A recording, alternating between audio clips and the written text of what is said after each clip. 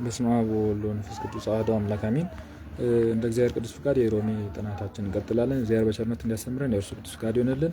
ሮሜ መልእክት ምዕራፍ 14 ላይ ነው እንግዲህ ባለፈው ያነሳ ነው።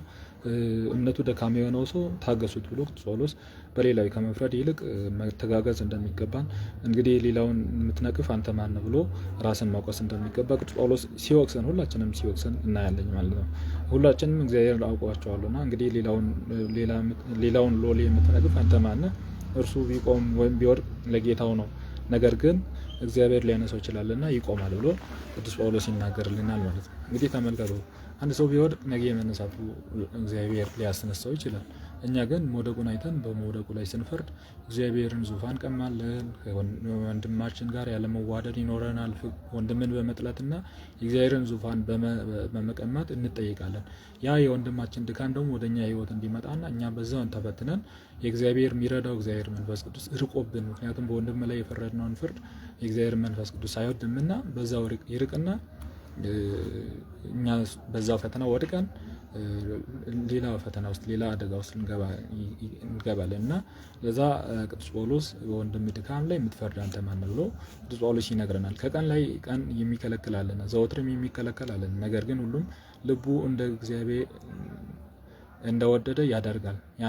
አንዳንድ ቀን የተከለከለ ለእግዚአብሔር ተከለከለ፣ ዘወትርም የተከለከለ ለእግዚአብሔር ተከለከለ። የበላም ለእግዚአብሔር በላ፣ እግዚአብሔርን ያመሰግናል። ያልበላም ለእግዚአብሔር አልበላም፣ እግዚአብሔርን ያመሰግናል ብሎ እንግዲህ እነዚህ ሰኮናቸው ድፍን የሆኑ የማያመነዥጉትን እንስሳት ቢበሉ በአሕዛብ ላይ አትፍረዱ። እነሱ የለመዱትን እያደረጉ ነው። እኛ ይህንን አድርጉ ይህን አታድርጉ ብለን አንልም። እግዚአብሔርን ከመውደድና ለጣዖት የተሰዋን ከመብላት ደም ያለበትን ነፍስ ከመብላት ውጭ ሌላ ሸክም አናሸክምም ብሎ ሐዋርያቱ የመጀመሪያው ሲኖዶስ ላይ ውይይታቸው ላይ ማቲያስን ከመረጡ በኋላ ሁለተኛው ዲያቆናትን መምረጥ፣ ከዛ በኋላ ሶስተኛው ግን ምን እናድርግ አሕዛብ ወደ ክርስትና ሲመጡ የሚሉ ላይ ተነጋግሮ የወሰኑት ይሄ ነው። ከዚህ ውጭ ግን ሰኮና ስለበላችሁ ውጡ ከክርስቲያኖች ማህበር አይደላችሁ ነው የሚል አዲስ ኪዳን ትምህርት አይደለም። ምንድን ነው በብሉይ ኪዳን የተከለከለ ነው አዲስ ላይ ያልተከለከለ ነው እያልን አይደለም። አሕዛብ እንደ ልማዳቸው ያደርጉታል። ይህን በማድረጋቸው ግን የእግዚአብሔር ልጅነት ይታጣል ማለት አይደለም። እኛ ግን የለመድን ሕግ የምናውቅ ስለሆን እንግዲህ ጌታችን የተጫነ አህያና ያልተጫነች አህያይቱ ምሳሌ እንግዲህ ሕግ የለመዱና ሕግ ያልለመዱ አሕዛብና ክርስቲያኖች አሕዛብ ሕግ ያልለመዱ ናቸው። በሩጭ ላይ አህያይቱ ደግሞ ሕግ የለመደች ናት፣ መጫን የለመደች ናት።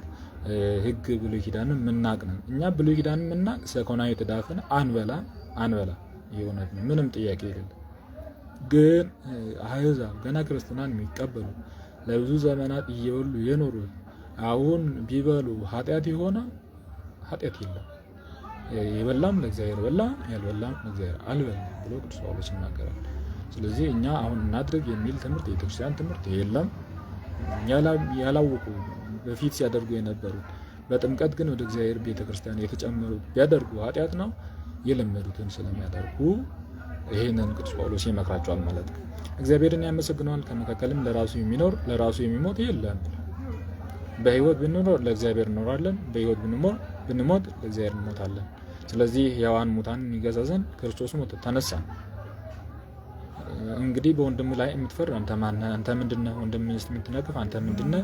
ሁላችን በክርስቶስ ፍርድ ዙፋን ፊት እንቆማለን። እግዚአብሔር እንዲህ ብሎናልና እኔ ሕያው ነኝ፣ ጉልበትም ሁሉ ለእኔ ይሰግዳል፣ አንደበትም ሁሉ ለእኔ ይገዛል።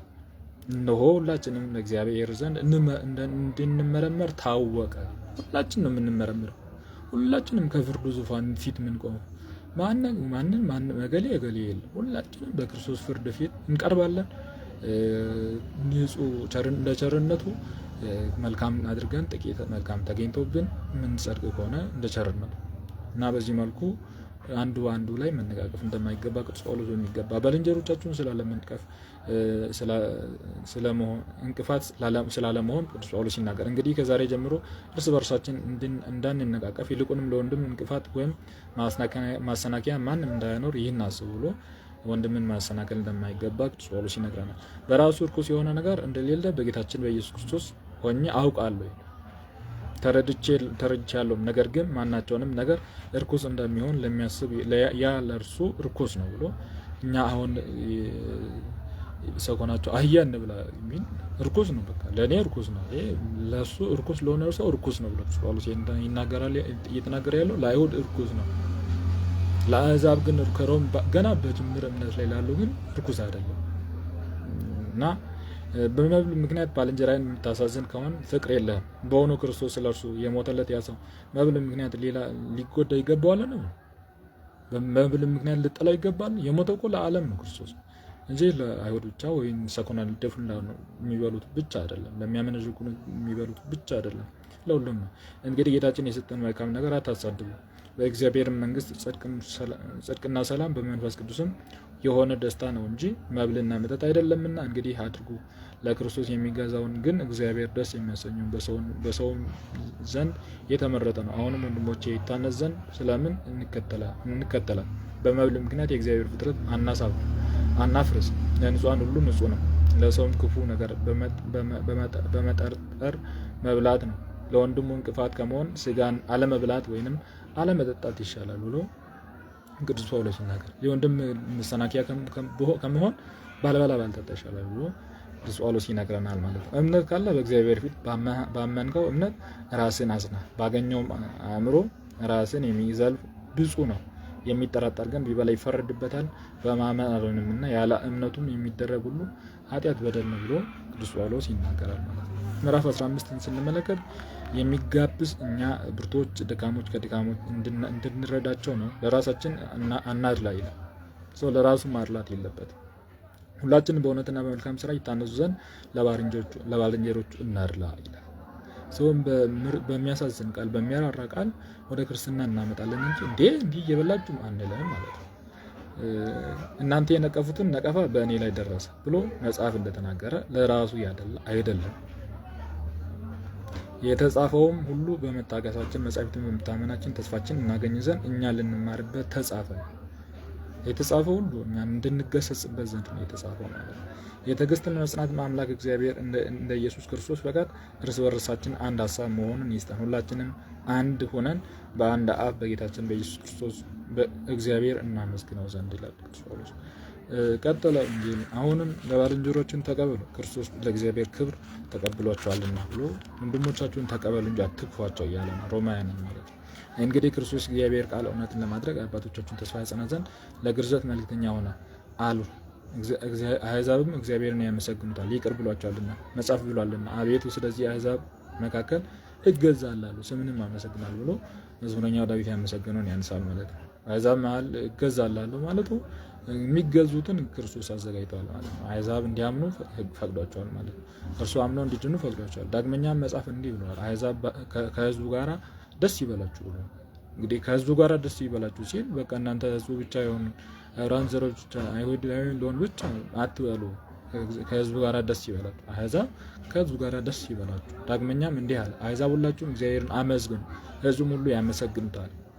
ቅዳሴም ላይ ኩልክሙ አሕዛብ እስመ ጸና ምሕረቱ ላዕሌነ እንላለን። እስመ ጸና ምሕረቱ ብሎ ቄሱ ሲል ምሕረቱ በሁላችን ላይ ጸና ስንል ኩልክሙ አሕዛብ ሁላችንም አሕዛብ ይህንን አመስግኑ ብሎ እንደምናመሰግን ያደርጋል። ስለዚህ መጻሕፍት ላይ ያለ ነው። ሕዝቡ ሁሎችም እግዚአብሔርን አመስግኑ፣ ሕዝቡም ሁሉ ያመሰግኑታል። ኢሳይያስም ደግሞ እንዲህ ብሎታል፣ የእሴይ ዘር ይነሳል፣ ከእርሱም የሚነሳው ለአሕዛብ ንጉሥ ይሆናል። ስለዚህ አሕዛብን የገፋ ክርስትና የለም። ሕዝቡም ተስፋ ያደርጉታል። የተስፋ አምላክም እግዚአብሔር በመንፈስ ቅዱስ ኃይል በተስፋ ያበዛችሁ ዘንድ እምነትና ደስታን ሰላምንም ሁሉ ይፈጽምላቸዋል ይላል ጳውሎስ።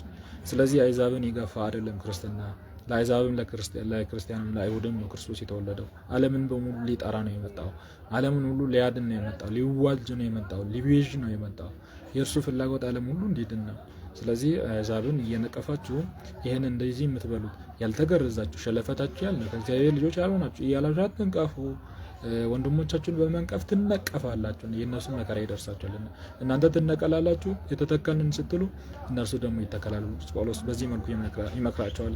ሮማውያን አይሁዳውያን ማለት በሮም ውስጥ ያሉ አይሁዳውያን ወንድሞቼ እኔን በጎ ምግባር ሁሉ እንድትፈጽም እታመንባችኋለሁ። እናንተ ፍጹም እውቀት የተሞላችሁ ናችሁና ባልንጀሮቻችሁን ልታስተምሯችሁ ትችላላችሁን? ከእግዚአብሔር ስላገኙ ጸጋ ላስባችሁ በአንዳንድ ቦታ በድፍረት ጻፉላችሁ። በአሕዛብ መካከል ኢየሱስ ክርስቶስ አገልግል ዘንድ ለእግዚአብሔር በወንጌልም እገዛ ዘንድ በእኔ ትምህርት አሕዛብ መንፈስ ቅዱስን የተወደደና የተመረጠ መስዋዕት ይሆን ዘንድ ለእኔም በእግዚአብሔር ዘንድ መመኪያዬ ኢየሱስ ክርስቶስ ነው።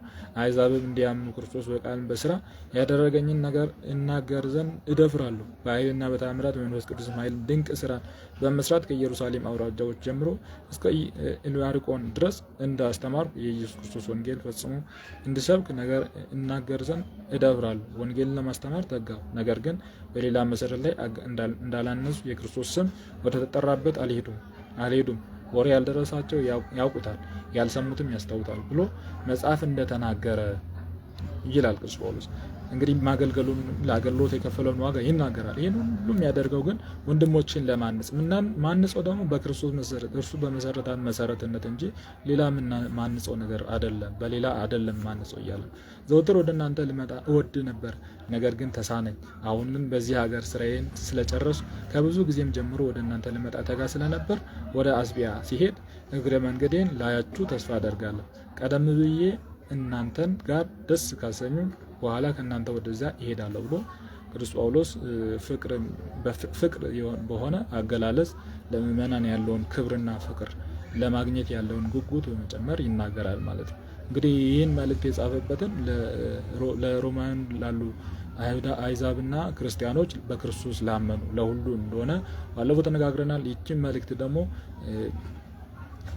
መልእክት በአንድ ሴት አማካኝነት ወደ ሮም እንደተላከ ይህችን መልእክት መታ ደግሞ በሕዝቡ በክርስቲያኖች መካከል ማህበር ጉባኤ መካከል እንደሚነበብ ባለፈው ተመልክተን ነበር እና እንግዲህ በሰው ሀገር ሆኖ ለሮማውያን ይጽፋል ማለት ነው።